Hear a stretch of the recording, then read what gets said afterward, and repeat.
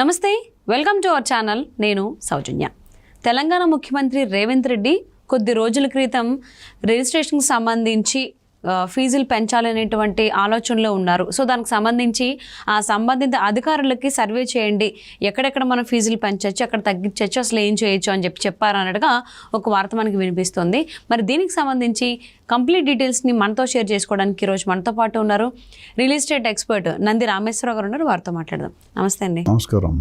తెలంగాణ ముఖ్యమంత్రి రేవంత్ రెడ్డి ఈ రియల్ ఎస్టేట్కి సంబంధించి రిజిస్ట్రేషన్స్ ఏవైతే ఉంటాయో ఆ ఫీజులు పెంచే ఆలోచనలో ఉన్నారు కాబట్టి సో ఎక్కడ పెంచవచ్చు, ఎక్కడ తగ్గించవచ్చు, అసలు ఏం చేయొచ్చు అనేది సంబంధిత అధికారులకు ఒక సర్వే చేయమని చెప్పారు అని చెప్పేసి అంటున్నారు. సో ఆయన అసలు రేవంత్ రెడ్డి ఏమనుకుంటున్నారు, ఎక్కడ పెంచాలి, అసలు ఏంటది, ఏమనుకుంటున్నారు ఆయన? ఇది $1 మిలియన్ క్వశ్చన్. ఇప్పుడు ఇందాక జగన్మోహన్ రెడ్డి గారిని ఇప్పుడు రేవంత్ రెడ్డి గారి క్యాబినెట్లో నేను పెట్టాలి. మీరు ఏదో క్యాబినెట్లు ఖచ్చితంగా పిలుస్తారు వీడియోస్ చూసి వాళ్ళు. అంత వీళ్ళు హోప్ గుడ్. ఇదేంటంటే కేసీఆర్ గారు ఉన్నప్పుడు 2021లో రేట్లు ఒకసారి పెరిగాయండి. అప్పటి నుండి ఇంతవరకు రేట్లు పెరగలే. అయితే రేవంత్ రెడ్డి గారు సీఎం అవగానే ఫస్ట్ స్టేట్మెంట్ ఏమి ఇచ్చారు తెలుసా? రియల్ ఎస్టేట్ నా సొత్తు, నేను రియల్ ఎస్టేట్ ఏజెంట్గా కెరియర్ మొదలుపెట్టాను. మీరు ఇప్పుడు మాట్లాడుతున్నాను, నేను 20-30 సంవత్సరాల ముందు నుండి నా కెరియరే రియల్ ఎస్టేట్ బ్రోకర్గా స్టార్ట్ చేశాను. సో రియల్ ఎస్టేట్లో నాకున్నంత అవగాహన అంతకుముందు దాదాపు ఏ సీఎంకి ఉండకపోవచ్చు. సో నేను రియల్ ఎస్టేట్ని చాలా స్పెషల్గా తీసుకొని దాన్ని అభివృద్ధి చెందుతుంది. ఇప్పటివరకు హైదరాబాద్లో ఒక కోణంలో ఒక మూల జరిగింది, నేను తెలంగాణ స్టేట్ మొత్తం జరుపుతాను అనేది చాలా ఓపెన్ స్టేట్మెంట్ చేశారు. అది నిజంగా ఒక పాజిటివ్ థాట్. ఎందుకంటే గవర్నమెంట్కి 70,000-80,000 కోట్ల సంవత్సరానికి ఇన్కమ్ వస్తుంది real estate direct and indirect సోర్సెస్లో. సో అది అయితే రేట్లు పెంచాలంటే జనరల్గా మార్కెట్లో ఏమవుతుందంటే ల్యాండ్స్ కానీ ప్లాట్స్ కానీ ఏది కొనుక్కున్నా ఫుల్ వాల్యూ అనేది ఎక్కడ రిఫ్లెక్ట్ కావట్లేదు. అందరికీ తెలుసు, మినిస్టర్కి తెలుసు, డిపార్ట్మెంట్ వాళ్ళు తెలుసు, బయ్యర్ తెలుసు, సెల్లర్ తెలుసు. ఏంటంటే ₹1,00,00,000 ప్రాపర్టీ కొంటే 30 లక్షలు 40 లక్షలు ఎంతో ఉంటుంది, మిగతాది కనిపించదు. అందుకని ఇప్పుడు కూడా రియల్ ఎస్టేట్ 95% అంటే ఏమంటారు ప్రొఫెషనల్గా అవ్వలేదు, ఇంకా ఎంతో మారాల్సిన అవసరం ఉంది అని చెప్తుంటాం. ఓకే. సో ఇప్పుడు ఈ వాల్యూస్, ఇప్పుడు రేవంత్ రెడ్డి గారు 2 అంశాలు మాట్లాడారు. ఒక ల్యాండ్ రేటు సపోజ్ ఇక్కడ బంజారా హిల్స్లో తీసుకుంటే 45,000-50,000 గజం ఉంది అఫీషియల్ వాల్యూ. మార్కెట్ వాల్యూ 2 లక్షలు 3 లక్షలు ఉంది.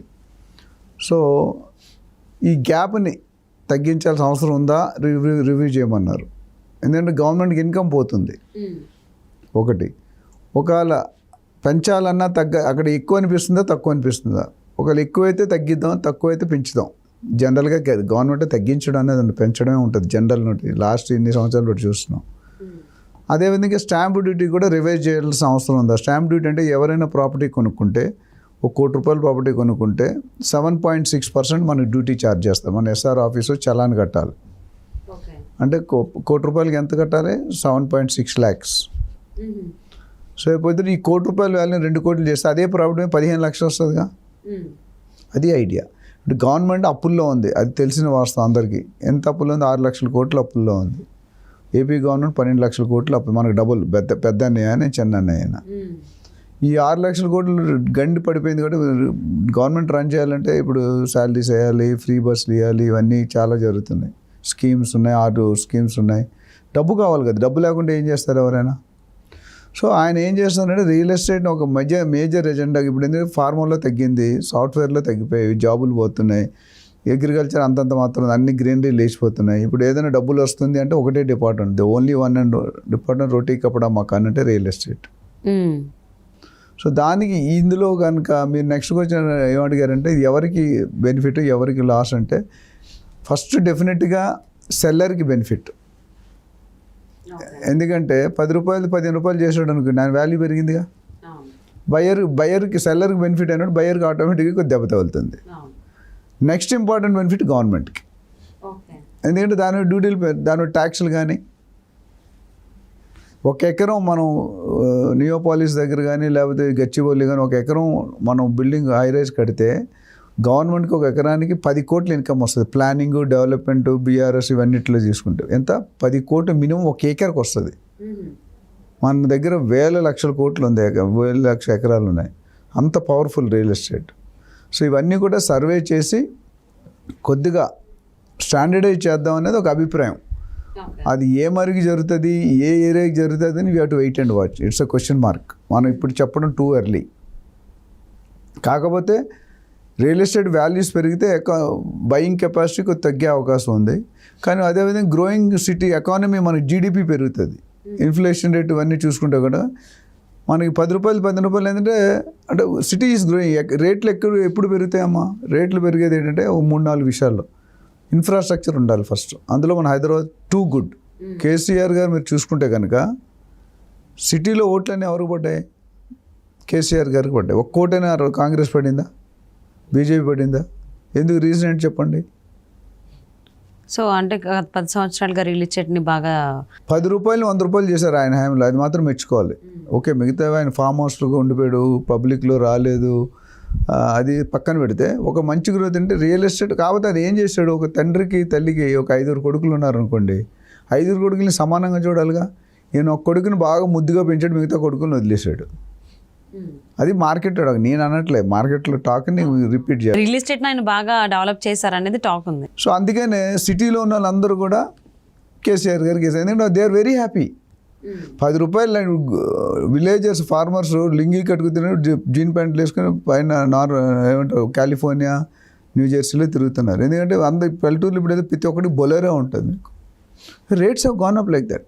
50 లక్షలు అనేది 50 కోట్లు అయిపోయింది, లేదా 5 కోట్లు అయితే అయింది. 50 లక్షలు 5 కోట్లు 10 టైమ్స్ పెరిగింది కదా. సో ఆ విధంగా ఇక్కడ రెండో పాయింట్కి వచ్చేసరికి ఇన్ఫ్రాస్ట్రక్చర్ అంటే ఏంటి? Roads, connectivity, metro, highways, flyover, bridges. దీనివల్ల ఏమవుతుంది? ఇండస్ట్రీస్ వస్తాయి, ఫండింగ్ వస్తుంది. అంటే ఇప్పుడు రేవంత్ రెడ్డి ఏదైతే రియల్ ఎస్టేట్కి సంబంధించి ఫీజెస్ పెంచాలని అనుకుంటున్నారో అదంతా ప్రజల నుంచి కొంచెం పాజిటివ్నెస్ వస్తుంది అనుకోవచ్చు అంటారా? అంటే మిశ్రమ స్పందన అంటారు కదా, కొంతమంది బాగుపడతారు, కొంతమంది బాగుపడరు. సో అది but you have to go. Petrol rate పెంచితే మీరు మానేస్తారు. ఫస్ట్ 2 రోజులు సైకిల్ తొక్కుతాను, 3వ రోజు మళ్ళీ కార్లోనే వస్తారు మీరు. సో గవర్నమెంట్కి డెసిషన్, కొన్ని క్యాబినెట్ డెసిషన్ మనం యాక్సెప్ట్ చేయాల్సి వస్తుంది. సో మూడోది ఇండస్ట్రీ పెరిగితే మీకు ఎంప్లాయ్మెంట్ పెరుగుతుంది. ఎంప్లాయ్మెంట్ పెరిగితే మిగతా ఫెసిలిటీస్ అన్నీ హాస్పిటల్. ఇప్పుడు మీరు చూడండి, ఒకప్పుడు అబిడ్స్, కోటి మనకి మంచి బషీర్బాగ్, లేకపోతే బేగంపేట, కోటి ఈ మంచి మార్కెట్స్. ఇప్పుడు మీరు చిన్నప్పుడు 30 years బ్యాక్. ఇప్పుడు అసలు అబిడ్స్కి వెళ్ళవలసిన లేదు. కుకుటపల్లిలో కొనుక్కుంటున్నాడు, కుషాగూడ కొనుక్కుంటున్నాడు, అవునా అన్నీ అక్కడ వచ్చాయి కదా. ఎవరైనా వెళ్తున్నారా గచ్చిబౌలి నుండి అబిడ్స్కి, కోటికి? ఎవరు వెళ్ళట్లేదు. అంటే స్టాండర్డ్ కస్టమర్స్ ఉంటారు కదా, ఎక్కువ శాతం. ఒకప్పుడు ఈ కుక్కటపల్లి ఉన్నాడు కూడా అబిడ్స్ వెళ్ళేవాడు, గోల్డ్ జ్యువెలరీ కాండి. ఇప్పుడు అక్కడ ఇంటి పక్కనే ఉన్నాయి. అంటే ఇన్ఫ్రాస్ట్రక్చర్ అంత బాగా. కుక్కటపల్లిలో 25 years బ్యాక్ JNTU అనే ఒక యూనివర్సిటీ తప్ప అక్కడ ఏ అడవి ఉండేది 25 years బ్యాక్. ఇప్పుడు ఇసుక వేస్తే రాదు. కుక్కటపల్లిలో కూడా 2 లక్షలు అమ్ముతున్నారు ల్యాండ్ గజం. సో సేమ్ గ్రోత్ అయింది కాబట్టి కేసీఆర్ గెలిచారు. సో ఇండస్ట్రీ అన్నీ హైదరాబాద్కి ఎందుకు వస్తారంటే, ఎవరైనా కొత్త వాళ్ళు హైదరాబాద్కి వచ్చారనుకోండి, హైదరాబాద్ వదిలేయట్లేదు. నార్త్ ఇండియా కానీ, ఎవరైనా ఈస్ట్ ఇండియా కానీ, వెస్ట్. ఎందుకంటే హైదరాబాద్లో కలెక్షన్ అంటే ఏమంటావు, లైఫ్ లివింగ్ చాలా ఈజీ, యూజర్ ఫ్రెండ్లీ. ఏ జాతి వాడైనా, ఏ లాంగ్వేజ్ వాడైనా బతకగలుగుతారు. 10,000 వచ్చాడు బతుకుతాడు, 50,000 వచ్చే బతుకుతాడు, 1,00,000 వచ్చాడు బతుకుతాడు. మిగతా స్టేట్స్ ఇప్పుడు మన వాళ్ళు వెళ్ళి చెన్నైలో బతకమనండి, అదే ఢిల్లీలో బతకండి. ఇప్పుడు ఇక్కడ మన హైదరాబాద్లో చూసుకుంటే రాజస్థానీస్, గుజరాత్, సింధీస్, పటేల్ టైల్స్ బిజినెస్ కానీ, స్వీట్ బిజినెస్ కానీ, హార్డ్వేర్ బిజినెస్ కానీ, వీళ్ళందరూ మన వాళ్ళు ఎవరు లేరు. చిన్న ఇల్లు రూమ్ అద్దె తీసుకుంటే తర్వాత ఆ బిల్డింగ్, ఆ ఏరియాలో 4 బిల్డింగ్ కొంటున్నాడు. వాళ్ళకున్న డెడికేషన్ వేరు, మనకున్న వాళ్ళకి బ్లడ్లోనే బిజినెస్ ఉంటుంది. మనం పుట్టిన తర్వాత బిజినెస్ ఎక్కిస్తాం బ్లడ్కి, అందుకని మనకి వాళ్ళకి చాలా తేడా ఉంటుంది. So coming back to your question ఏంటంటే, ఇప్పుడు ఏదైతే రేవంత్ రెడ్డి గారు ఉన్నారో ఎక్సైజ్ చేస్తున్నారు, పెరగడం. ఎందుకంటే 3 సంవత్సరాలు గ్యాప్ వచ్చింది, డెఫినెట్గా పెంచుతుంది. దానివల్ల గవర్నమెంట్కి ఆదాయం పెరుగుతుంది కాబట్టి డెఫినెట్గా పెంచుతారు. అయితే ఏ ఏరియా పెంచుతారు, ఎంత పెంచుతారు అనేది it's too early to discuss. We have to wait and watch. Okay అండి, థ్యాంక్ యూ సో మచ్ నాది రామేశ్వర గారు.